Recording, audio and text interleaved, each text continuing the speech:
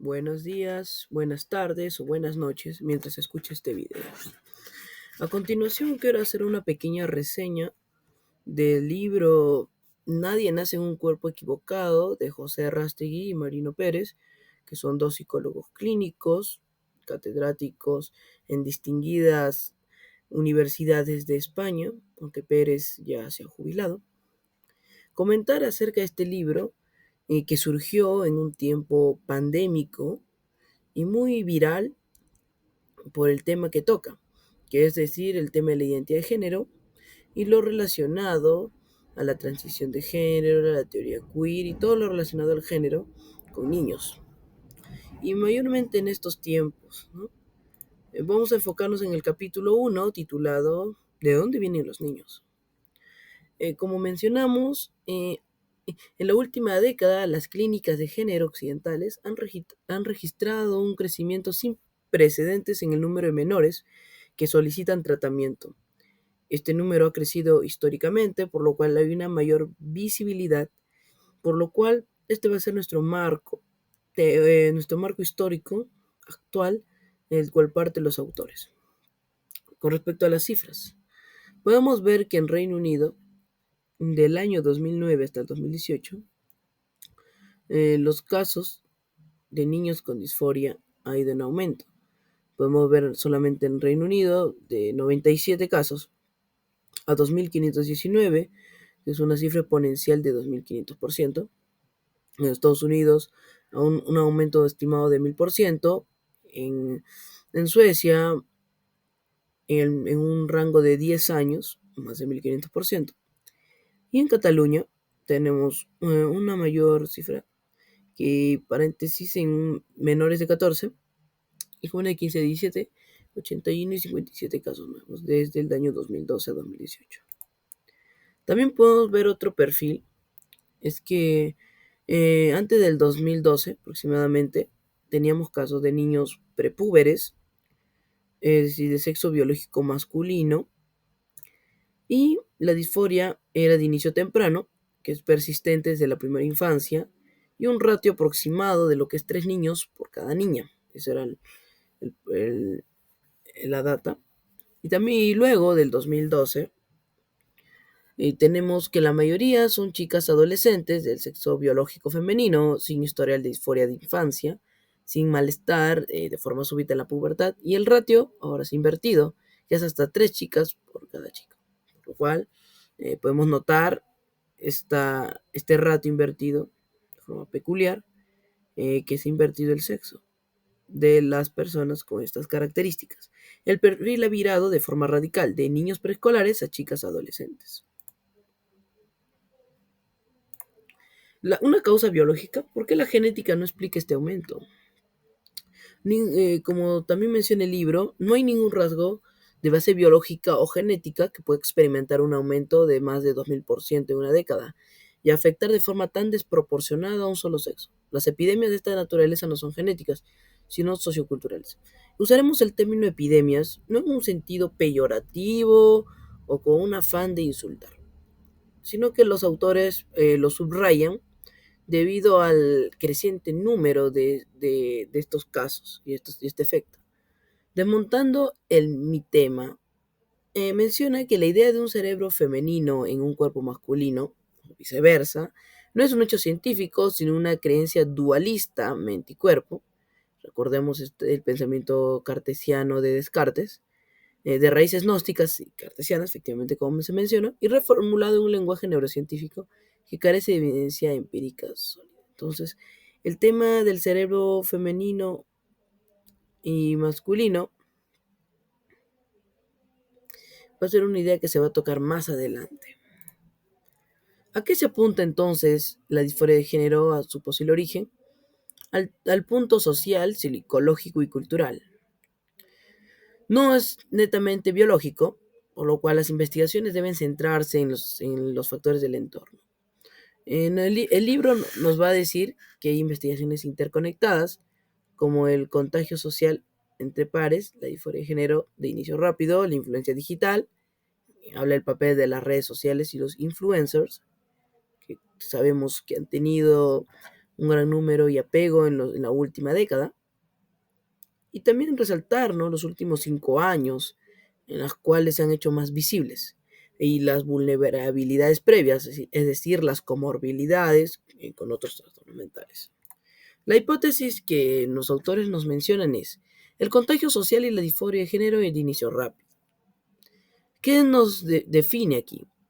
En la investigación de la doctora Lisa Littman, se escribe como un malestar con el propio cuerpo que aparece súbitamente durante la adolescencia y menores, y esto sin antecedentes, obviamente. A menudo en un contexto de un grupo de amigas donde una o varias ya han declarado ser trans, ¿no? Es de acuerdo a cómo manifiestan su identidad de género. También se compara este fenómeno con otras epidemias, a que se refiere el término, de trastornos en adolescentes, como la anorexia, la bulimia o las autolesiones, donde vamos a ver la influencia de los grupos de pares como un factor determinante.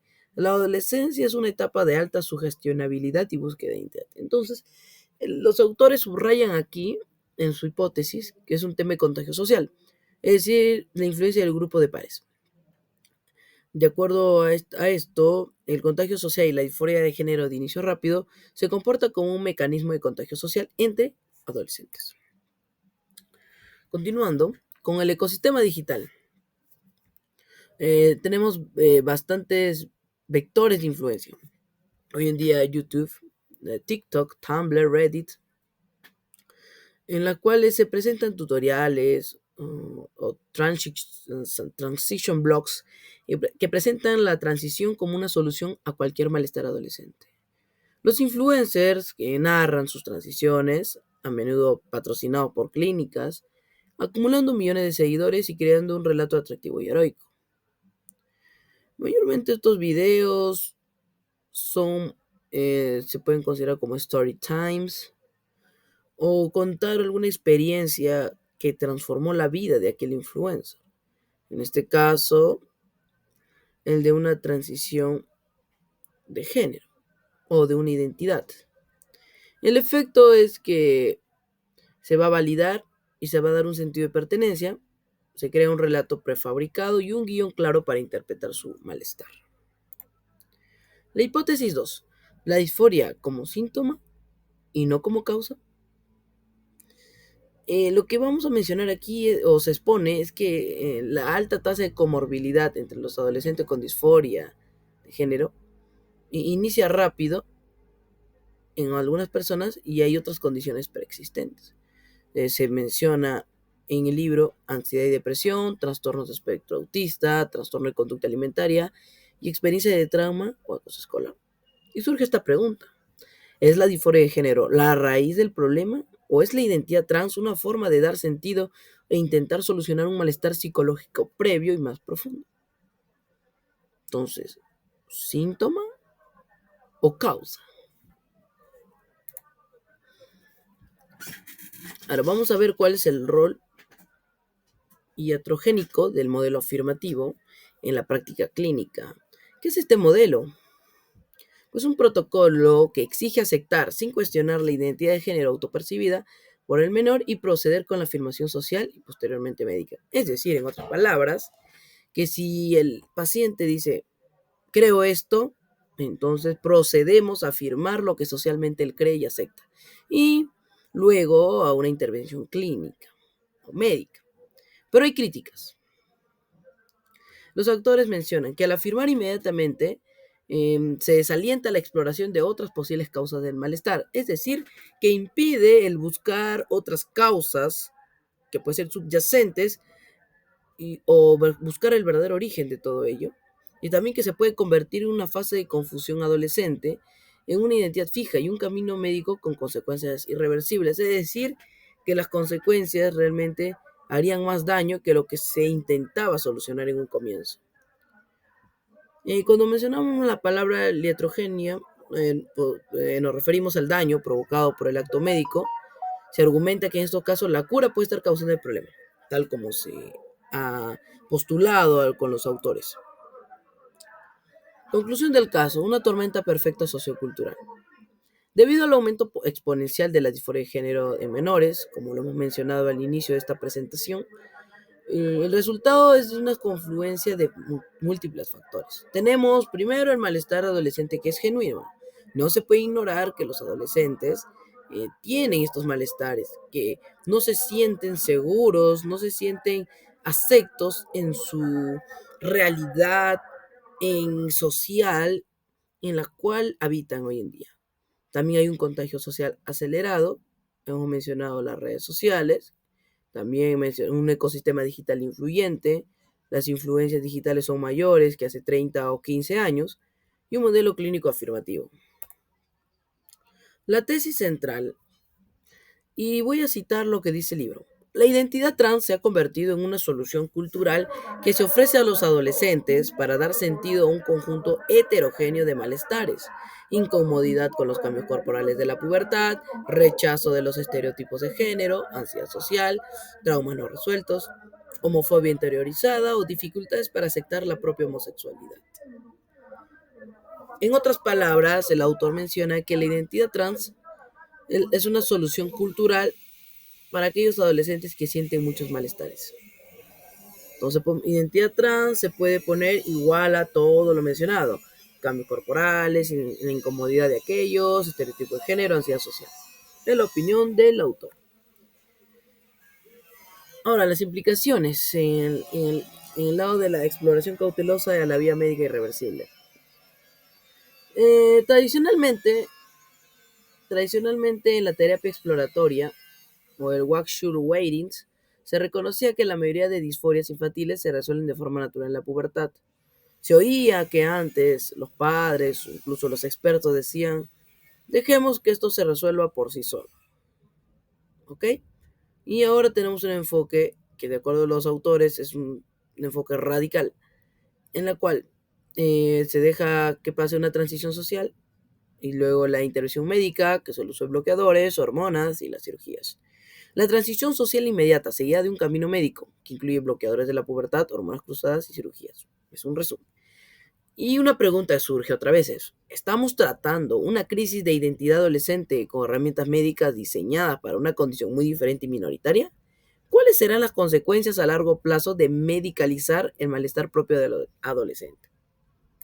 Bien, con esto llegamos al final de este primer capítulo.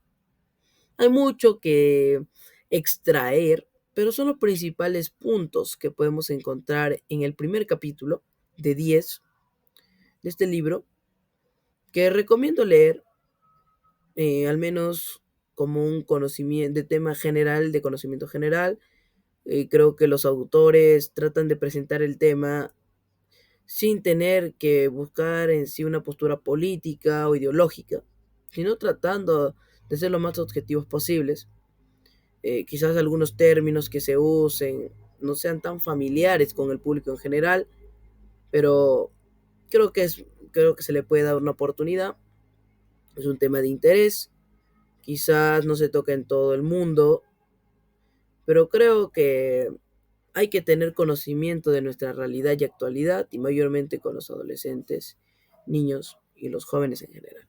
Un gusto, nos vemos en la próxima.